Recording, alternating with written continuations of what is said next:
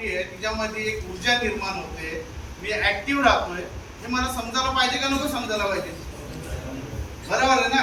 आता आपण जेवल्यानंतर माझं पोट भरलं हे मला समजतं की नाही? जर भूक कमी असेल तर मी काय होतं, मला अजून एक चपाती मिळेल का? या गोष्टी पण समजायला पाहिजेत ना.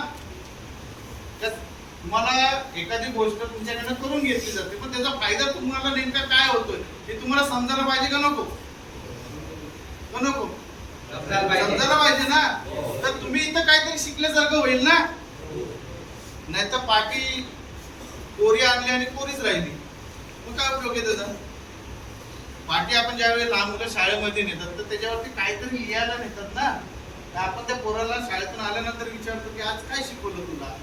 ए शिकवलं, बी शिकवलं. आमच्या वेळेस अ ई होती म्हणा, पण आता सगळेच पोरं इंग्लिश मिडियम मध्ये जातात. त्यामुळे ए शिकवलं का बी शिकवलं आपण विचारतो त्याला. शिकवलं असेल त्यांनी त्या पाठीवरती काढल्याचं तर तुम्हाला सांगायचा प्रयत्न करतो की नाही? करतो की नाही? किती वय असतं त्या पोराचं? 3-4 वर्षाचा पोरगा तर सांगू शकतो. तो आपण 30-35-40 वर्षाचे 50 वर्षाचे झालो तरी सांगू शकत नाही. बोला केवढी मोठी शोकांतिका आहे. त्या पोरामध्ये आणि आपल्यामध्ये असलेला फरक, की आपल्याला जे शिकवलं जातं ते आपल्याला समजत नाहीये, ही केवढी मोठी शोकांतिका आहे की नाही?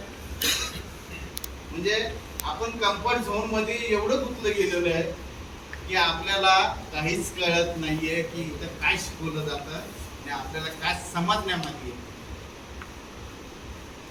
त्यासाठी कम्फर्ट झोन मधून आपल्याला निघणं फार गरजेचं आहे. कम्फर्ट झोन मधून आपण ज्यावेळी बाहेर पडू त्यावेळी येणारे आपण लर्निंग झोन. आपण इथे शिकायला आलो ना काहीतरी.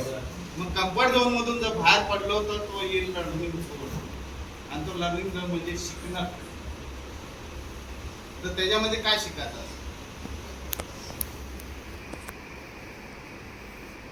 कम्फर्ट झोन नंतर काय येणार आहे?